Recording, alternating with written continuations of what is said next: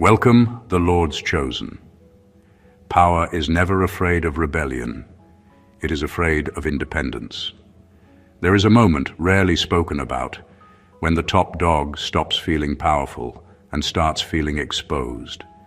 Not because someone challenged them publicly, not because a rival got louder, but because someone appeared who did not behave correctly in the presence of power.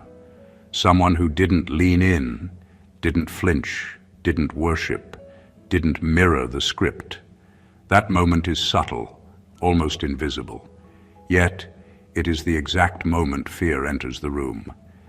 History quietly confirms this. Systems collapse far more often from internal non-compliance than from open revolt. Empires didn't fall because people screamed at the throne. They fell because enough individuals stopped emotionally participating in the illusion. No chants, no banners, just withdrawal of belief. Control without belief is just a costume with good lighting. This is where the misunderstanding begins. The top dog doesn't think you're mystical because you're dramatic. They think you're otherworldly because you're operationally unfamiliar. Your psychology doesn't map onto their expectations. You don't respond to incentives the way you should. You don't signal submission or hunger. You don't behave like someone who needs access, approval, or proximity. To a mind trained in dominance, that's not confidence. That's an anomaly. And anomalies are unsettling, especially the kind that don't announce themselves, don't posture, don't evangelize, and don't try to convert the room. You're not anti-power. You're simply not oriented around it.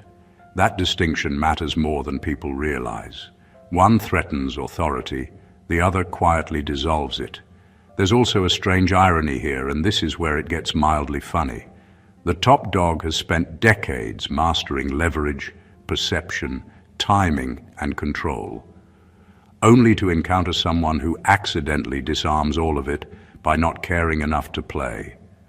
Imagine training your whole life to dominate a chessboard, then realizing the person across from you is playing Go on a different table, in another building, and somehow still winning.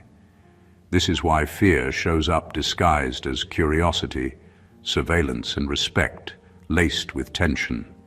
Because power can fight enemies. It can crush rebellion.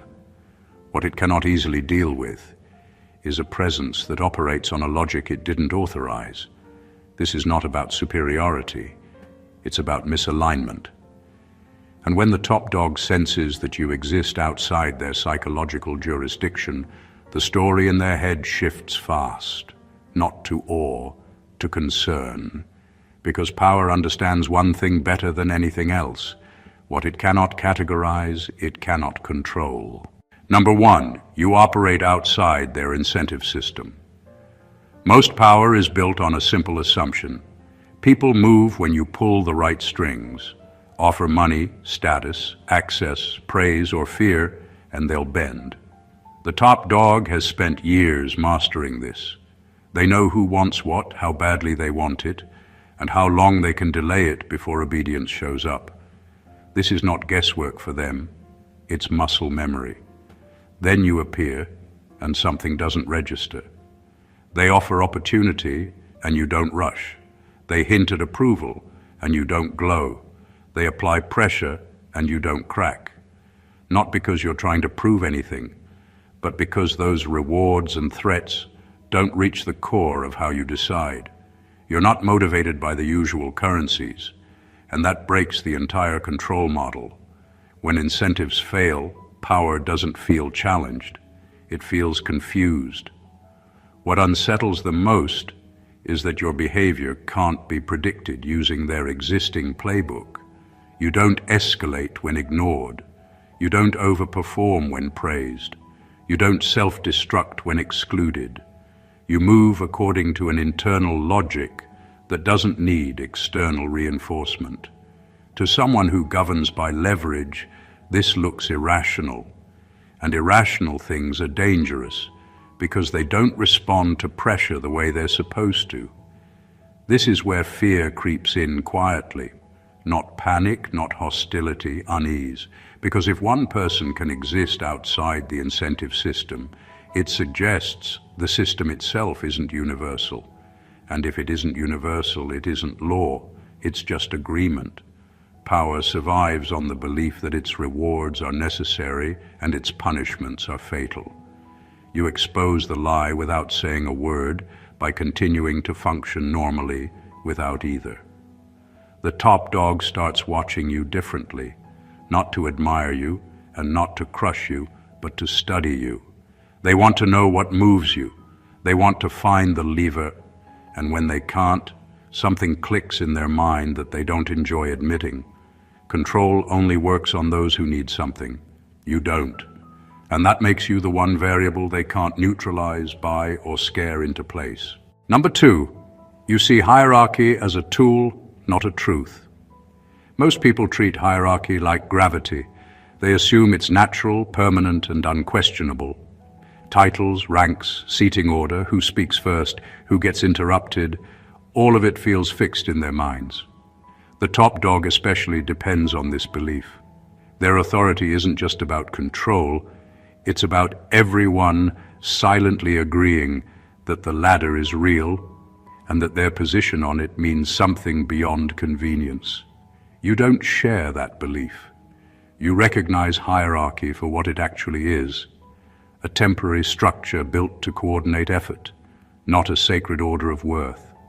You respect it when it works and step around it when it doesn't. That flexibility is deeply unsettling to someone whose identity is welded to rank. Because if hierarchy is just a tool, then their position is not destiny, it's a role, and roles can be reassigned. This shows up in small, quiet ways. You don't overreact to titles. You don't shrink in the presence of status. You don't over-explain yourself to people above you or talk down to people below you. You engage based on competence and clarity, not position. That alone disrupts the social rhythm they expect. Power thrives on predictable deference. You offer none, but also no disrespect. That neutrality is more destabilizing than open defiance. The real discomfort comes from what your behavior implies. If hierarchy is a tool, then stepping outside it isn't rebellion, it's adjustment. You can cooperate without submitting and disengage without betraying. That makes it hard to place you. You're not climbing, not kneeling, not challenging. You're simply operating. For the top dog, this creates a quiet panic. Their authority depends on emotional reinforcement. People must feel the weight of rank for it to work. You don't carry that weight. You treat commands like suggestions that need to make sense first. You follow structure when it's efficient and ignore it when it's performative. That exposes an uncomfortable truth. Hierarchy only holds power over those who believe it defines reality.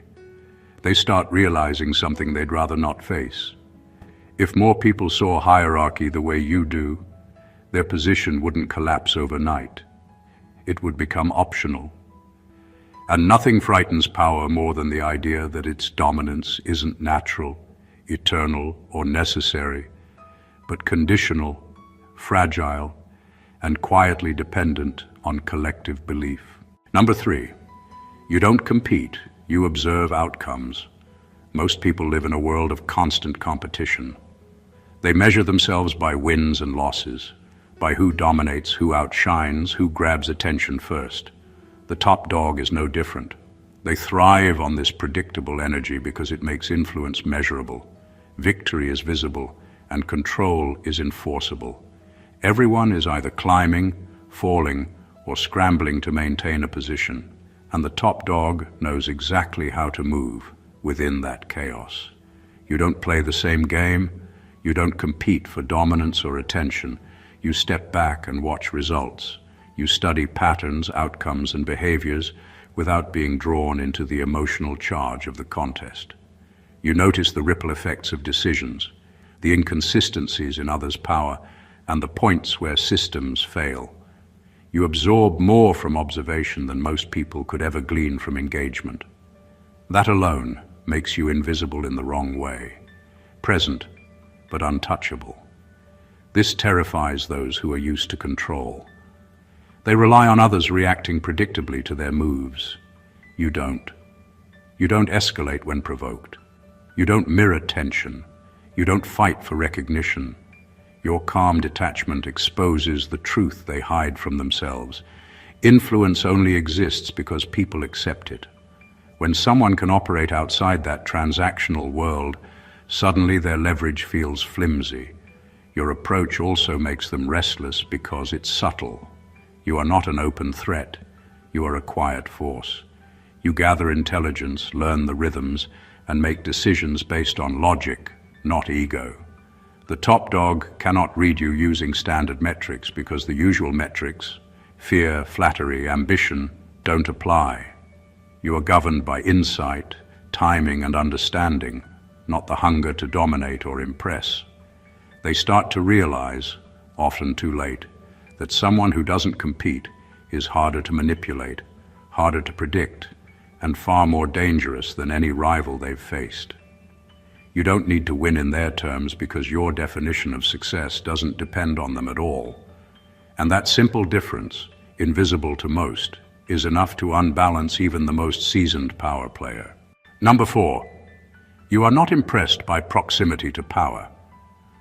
Most people measure themselves by who they can sit next to, shake hands with, or be seen near. The top dog depends on this. Their power isn't just in what they control, it's in how much others reverence them for being close to it. Attention, approval, access, and proximity are the currencies that reinforce their dominance. The higher you climb, the more people around you validate your importance, and the top dog thrives on that ritual. You don't play that game.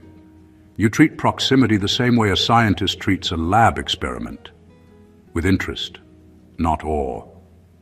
You observe, evaluate, and interact only when it makes sense, not because the position of the person across from you demands it. Titles, accolades, influence, and fame do not inflate your judgment or your ego. To someone who built authority by commanding respect through proximity, this is jarring. They expect admiration, but you deliver calm, neutral assessment instead. That lack of response quietly unravels their system. If people stopped being impressed by proximity, what would authority even mean? It becomes performative, fragile, dependent on collective belief rather than actual merit. Your indifference doesn't insult, it disarms. You don't compete to be closer, and you don't shrink when someone is nearer. You act as if rank exists only when it matters, and only when it produces results. This makes you unpredictable. The top dog cannot leverage access or position against you. They cannot buy compliance or loyalty, because proximity does not influence your choices. They are left with a disorienting realization. Their presence, their prestige, their influence, they are irrelevant to your internal compass. That is why fear, subtle but unmistakable, creeps in. Not the kind that sparks confrontation, but the kind that makes them double-check their assumptions. You show that true independence is not loud, not performative, and not dependent on social rituals. You prove that power can be observed, understood, and respected without ever needing to be impressed by it. And for someone whose entire strategy relies on the awe of others, that realization is quietly destabilizing and profoundly unnerving. Number 5, you don't need enemies to define yourself. Most people define themselves through opposition. They need someone to compete with, someone to outperform, someone to resist. For the top dog, this is a cornerstone of control. They shape identity around rivalry because it's measurable, predictable, and socially understandable.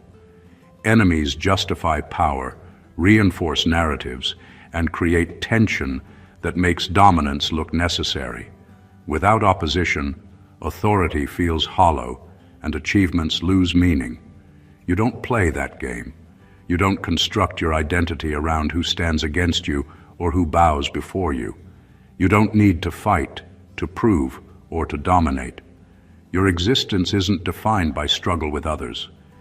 You operate from a place of internal coherence and self-validation, and that is deeply disorienting to someone who thrives on relational tension.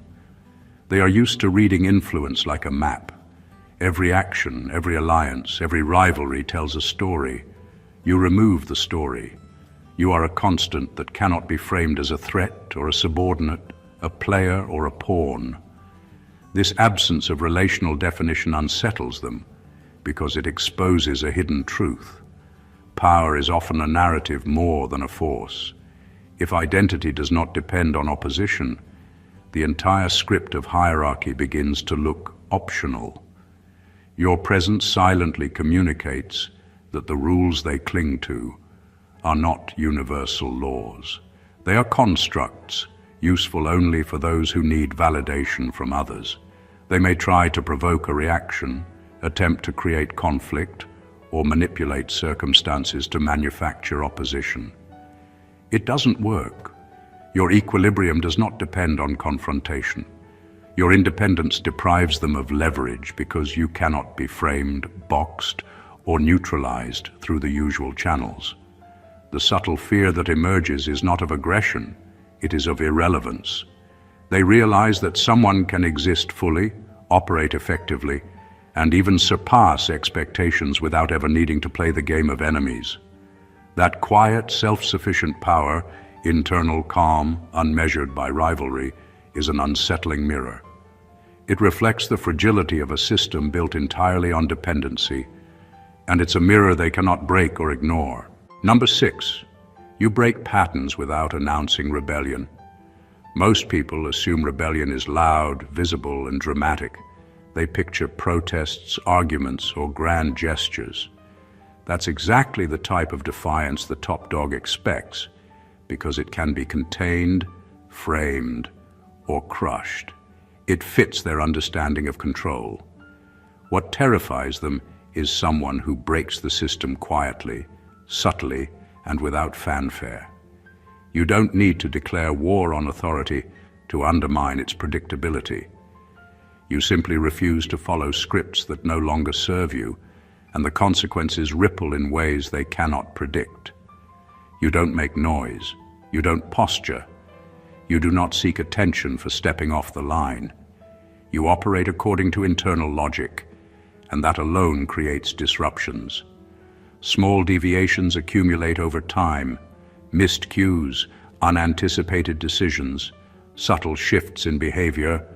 All of it seems minor until the system begins to falter. Most leaders are trained to respond to overt challenges, not the invisible ones. And that is what makes you so disorienting, because your rebellion isn't a statement, it is a consequence. You are not performing against them. You are performing for coherence, efficiency, or personal clarity. Yet by doing so, you expose the cracks in their authority. Rules they thought were universal are revealed as arbitrary. Systems they believed were stable begin to feel precarious. And the top dog, who thrives on predictability, begins to feel tension in ways they cannot articulate. This kind of quiet disruption is dangerous because it cannot be neutralized with threats or rewards. You do not respond to fear, flattery, or expectation in the way most people do.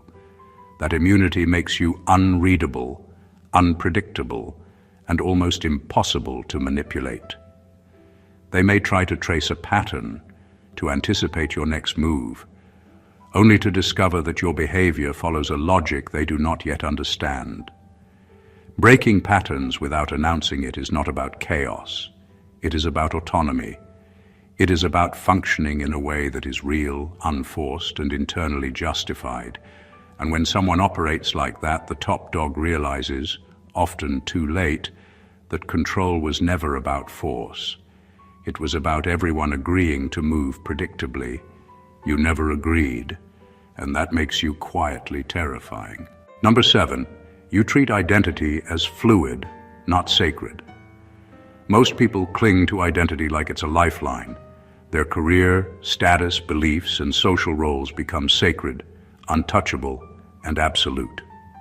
The top dog depends on this rigidity because it creates predictability.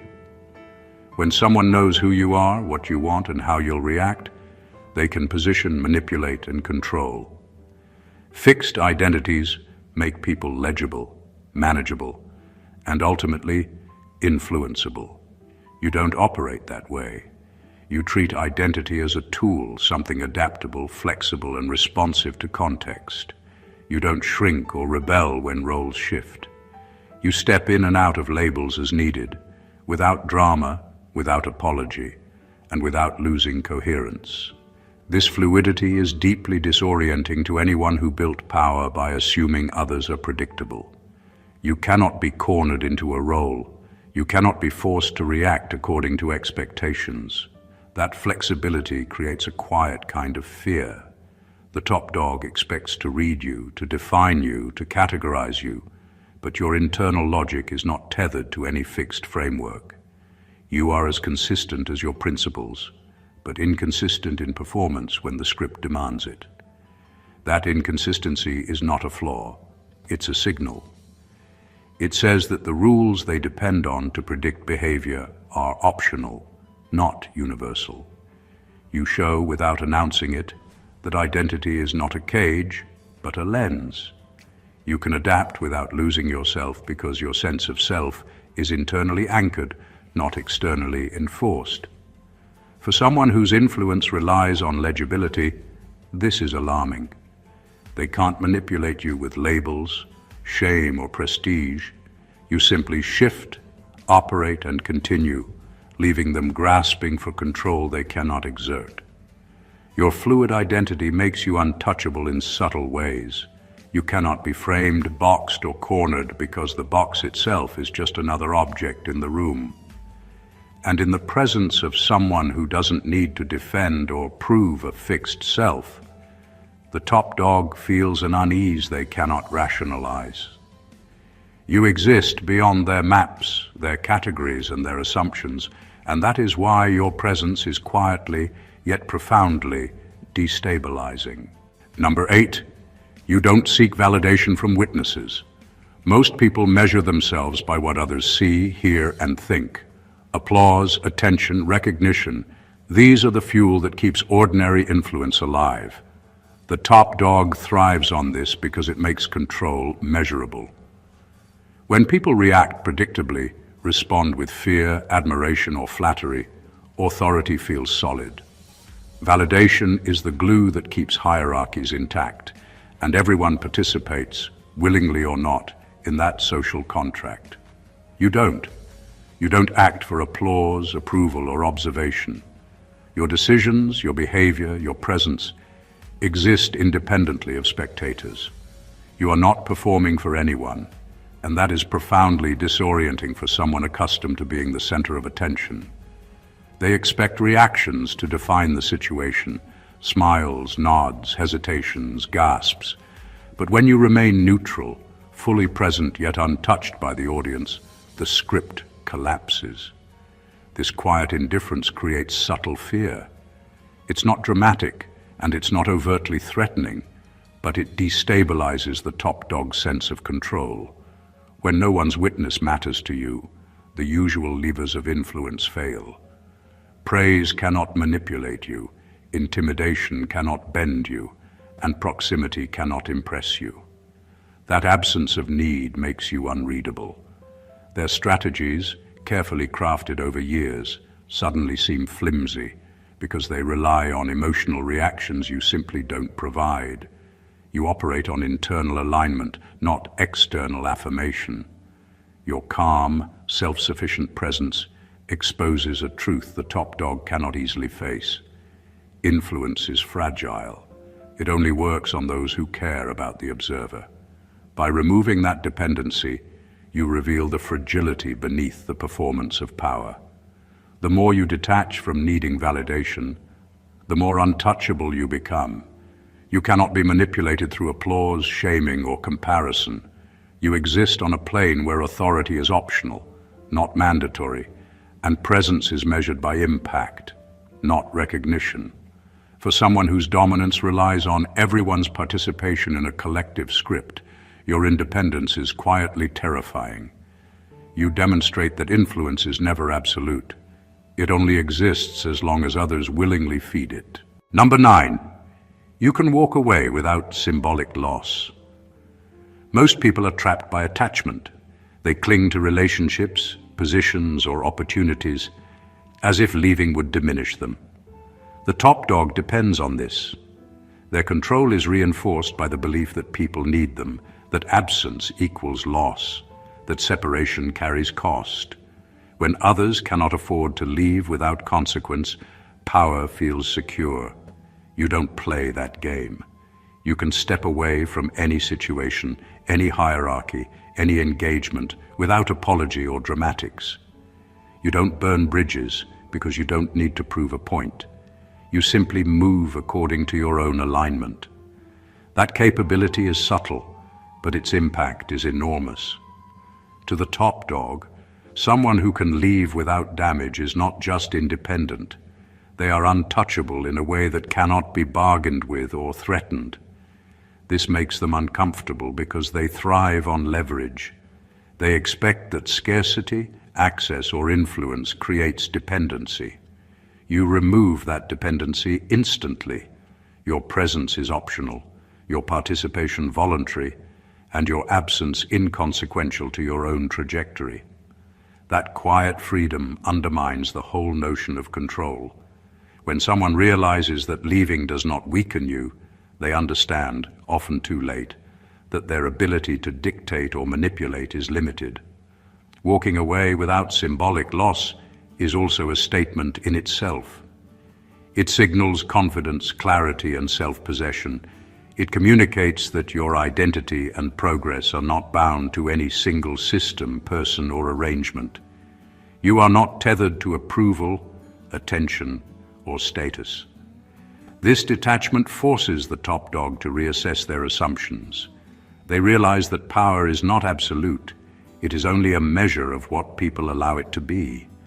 The subtle fear this creates is not immediate or aggressive. It is the awareness that someone cannot be corralled, boxed, or pressured.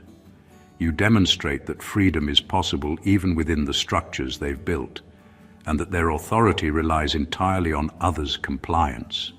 Your ability to walk away quietly, calmly, and without loss exposes the vulnerability of all those who think they hold control, making your independence both disruptive and deeply unsettling. Number 10. You don't mirror emotional energy. Most people operate on emotional reflex. Anger begets anger. Charm invites charm. Intimidation triggers submission. The top dog depends on this pattern. Their influence is amplified because reactions are predictable. They push, pull, charm, or threaten, and people respond in ways that reinforce their control. Emotional symmetry is the backbone of manipulation, and anyone who breaks that symmetry is a problem. You break it effortlessly. When they escalate, you remain calm. When they charm, you stay measured. When they try to intimidate, you do not contract. You respond according to reason, clarity, and principle, not according to their emotional rhythm. That difference is jarring. They are used to being able to anticipate behavior based on energy, and suddenly their calculations fail. They cannot read you, cannot predict your response, and cannot manipulate your state. This creates a quiet tension that grows under observation. People who rely on influence often mistake intensity for control, believing that reactions define reality. You expose the fragility of that assumption. By not matching their energy, you remove the feedback loop they depend on. Their tactics lose effectiveness, not because they are weak, but because they are irrelevant. You operate on a different metric, one they did not account for.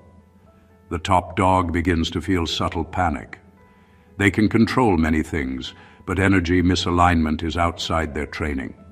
They cannot push you into their narrative because you refuse to engage emotionally on their terms. This makes you unpredictable and difficult to contain.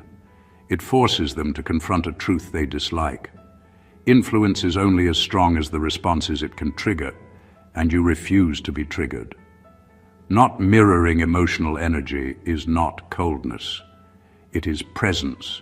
It is clarity in motion. It demonstrates that you cannot be read, swayed, or shaken by theatrical intensity. For someone accustomed to bending others through emotional leverage, your equilibrium is unnerving. You exist as a constant they cannot distort, a quiet force that exposes the mechanics of control while remaining entirely unaffected by them. Number 11, you measure time differently. Most people live on the clock of immediate outcomes. They measure success in quarters, deadlines, promotions, or social milestones. The top dog thrives in this structure because it allows influence to be predictable.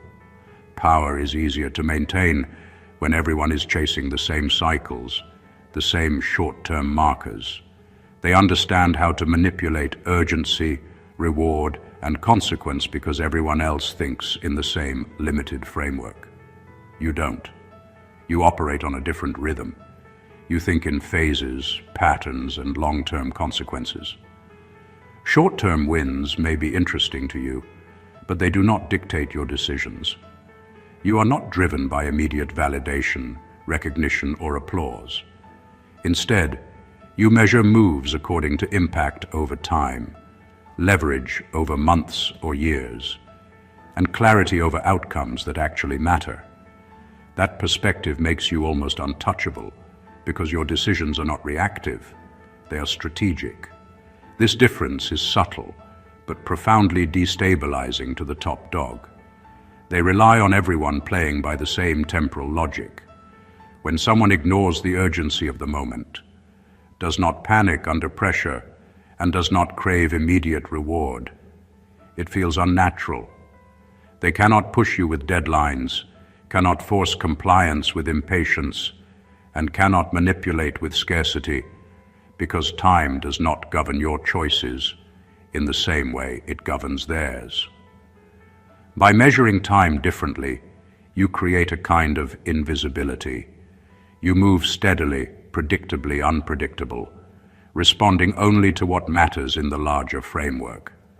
Immediate chaos, crises, and pressure tactics roll off you because they are just minor ripples in a broader ocean you are navigating. That detachment makes you unreadable and unshakable. The top dog senses it instinctively. They notice that their leverage decays when someone is not bound by conventional timing. Their power relies on urgency, impatience, and alignment with their clock, and you refuse to play by it. You are operating on a scale they cannot see, in a rhythm they cannot anticipate, and with a patience they cannot measure.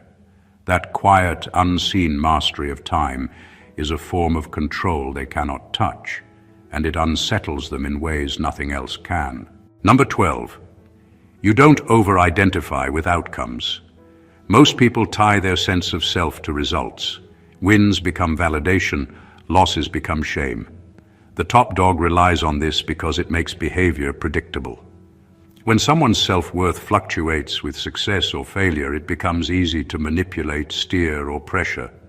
Achievements impress, setbacks punish, and the emotional swings create a map that power can navigate. You don't operate that way. Your identity, your confidence, and your trajectory do not depend on external outcomes. Success is observed, failure is noted, but neither inflates nor diminishes your center. That detachment is disorienting to someone accustomed to reading people like a graph of highs and lows. They expect joy, pride, frustration, or despair to appear when results shift. When it doesn't, it challenges everything they thought they knew about influence and control. This creates subtle but potent unease. The top dog cannot use conventional levers to predict your behavior. Threats, praise, rewards, or pressure lose potency because they cannot provoke the usual emotional reactions. You are steady, coherent, and internally anchored. That consistency makes you unreadable because their whole strategy depends on behavioral elasticity, on the assumption that outcomes dictate responses. Your detachment also forces a deeper reckoning. By not over-identifying with results, you expose the truth that outcomes are not inherently meaningful. They only matter because people assign meaning to them. Most of the world participates in this illusion, and power relies on it. You operate outside of it, indifferent to applause or critique, and the top dog begins to see the fragility of the very systems they depend on to maintain dominance. This immunity to outcome-driven identity gives you freedom they cannot touch. You can act strategically, take risks, or withdraw without fear, not because you are fearless, but because your sense of self is intact, regardless. That quiet, invisible independence unsettles them more than overt defiance ever could. You demonstrate that true power is not in results. It is in maintaining internal coherence while the world oscillates around you. And for someone built on leveraging emotional reactions, that is profoundly unsettling. Number 13, you expose power by not chasing it. Most people are obsessed with power. They chase it openly, strategize endlessly, and measure their value by how much influence they can accumulate. The top dog depends on this hunger because it creates predictability. They can anticipate moves, manipulate ambition, and maintain control over a system built on desire. Power is only dangerous when it's unknown, unseen, or disinterested, and they know how to track the hunters. You don't hunt. You don't scramble for recognition, maneuver for position, or visibly vie for influence. You act, perform, and exist according to your own principles and timing.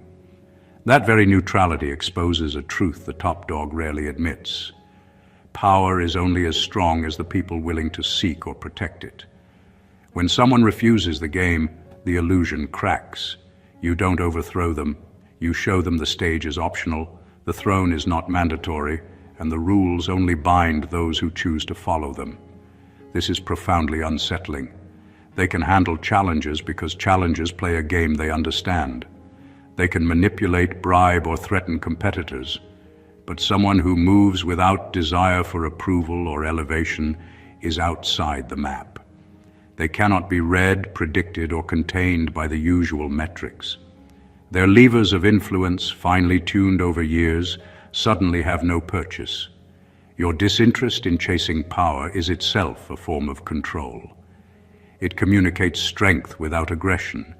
It demonstrates that true authority does not require domination, surveillance, or rivalry.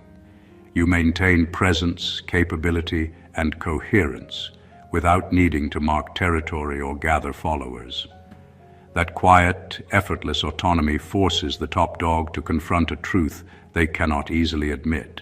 Influence is fragile, and it relies on consent, ambition, and participation. By not chasing power, you reveal that its foundations are conditional, not absolute. You operate on a plane where authority exists only when it is accepted, and you refuse to accept it as a requirement. That revelation is subtle, yet deeply disorienting. You expose the machinery of control without touching it, and the top dog, who built a career on manipulating desire and ambition, feels the destabilizing weight of a system that suddenly seems optional. Number 14. You exist without needing permission to be coherent. Most people feel the need for external approval to validate their thoughts, choices, and presence.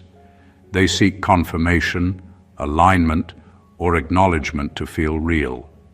The top dog depends on this because influence thrives on dependency. If someone requires permission, they can be guided, controlled, or contained. Authority works because it creates consent, whether through fear, respect, or admiration. You don't. Your coherence, your clarity of thought, purpose, and presence exists independently. You don't need anyone's approval to act, decide, or define your direction. You operate fully within your own logic, and that is profoundly unsettling to someone who relies on legibility to maintain control. They expect a pattern. If they push, you yield. If they praise, you respond. If they manipulate, you falter. You defy all of it, and in doing so, you become unreadable. This independence is quietly disruptive.